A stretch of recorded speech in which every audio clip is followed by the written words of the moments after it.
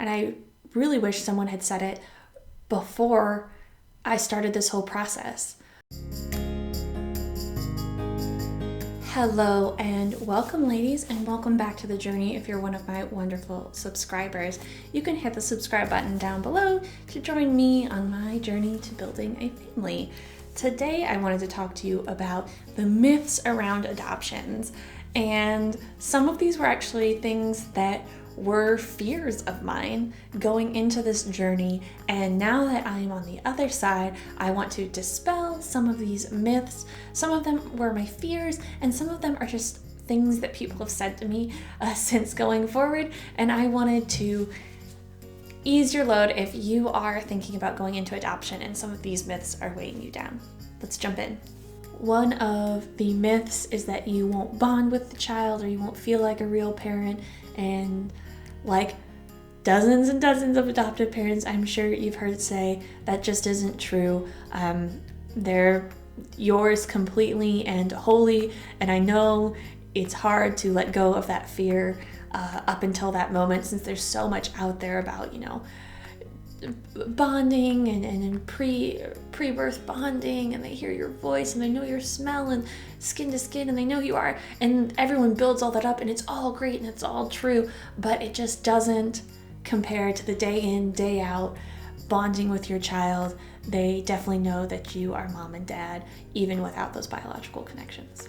And I recently heard an analogy that really resonated with me. I hadn't heard it before, and I really wish someone had said it before I started this whole process.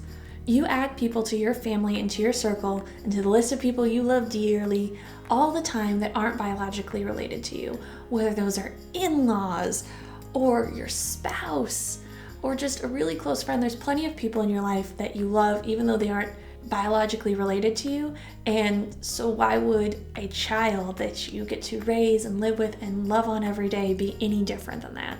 Another myth or fear was that you wouldn't love your adoptive children as much as your bio children. Well, I don't have any bio children right now, but I was just thinking about the other day how little it matters to me now. It was such a big thing, and it's why we went through with IVF and we have our embryos and we're going to use our embryos. But I was just thinking the other day that if I didn't have those embryos, how I would seriously consider going through adoption again instead of going through IVF. Obviously, that's not our path right now, but I think it spoke to how much it doesn't matter. And I know that's hard, and I think it matters a lot more to other people than it does to us, just period. But just to put it out there, it was really important to us, and now we've kind of, it matters just so little because we have Evangeline and we love her, and we know that that's as much as we could possibly love a child. Anyway, that got a little mushy, sorry. One of the things I was surprised to hear people ask was, isn't open adoption just co-parenting? Isn't adoption just co-parenting? And there's also been some people in the comments that have, said something to this effect as well, and it truly isn't. An adoption relationship is very special and unique, but the most closely akin relationship I can think of would be to describe a birth mother as a very, very, very special aunt, as far as the level to which she gets to influence parenting. It doesn't take away the fact that that is her child. That doesn't take away that bond. But open adoption isn't co-parenting. Adoptive family, those are the mom and dad. And the birth mother is just that. The birth mother who played a very special role in this whole story. Speaking about birth moms, there is quite a prevalent myth that birth moms are all really young teenagers, or the other one I hear is that they're all substance dependent. And while those two characteristics aren't completely absent from adoption, they certainly don't describe the typical birth mother. The typical birth mother is someone in their 20s who already has at least one child of home and is a single mother. Other things that play into a birth mother's story are financial means, being low income, lack of family support. There is some drug dependency, but there's also just the disruption of life, the knowing that you could provide good but not the best for your child, knowing that it could disrupt the stability you've created for children already in the home.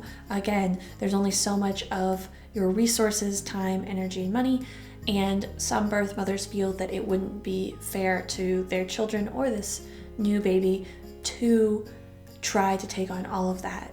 Some birth mothers don't want a permanent connection to the birth father, whether that's because it was a casual relationship or that it's an abusive relationship or an incestuous relationship. Those things can make raising that child very painful and detrimental to her health going forward. Sometimes age is a factor.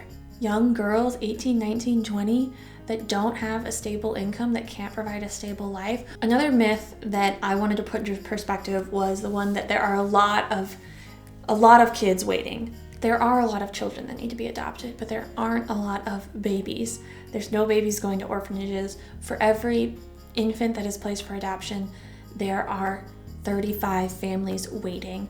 You can check out a link below that goes through the actual numbers of foster care versus infant adoption down below, but it's important to kind of break that image in our mind that there's little babies in orphanages. In the United States, at least, that is very, very seldom the case. The last myth I wanted to cover was that adoption is messy. And I guess I'm not here to dispel that one completely. All I can say is that closed adoption doesn't make it any less messy than open. Each of them has their pros and cons. I actually did a video on that. But adoption is messy. It is adding a whole nother family of people to your life in one degree or another. Hearing situations and being shown and not being matched, and your heart has to grow, and it breaks and it grows and it breaks over and over again until you finally get your baby. So I can't dispel that one all the way. All I can say is that for those of you waiting to build out your family, for those of you struggling through infertility treatments, take another look at adoption, because it's how we grow our family and it wouldn't change a thing. Until next time, ladies, keep on fighting.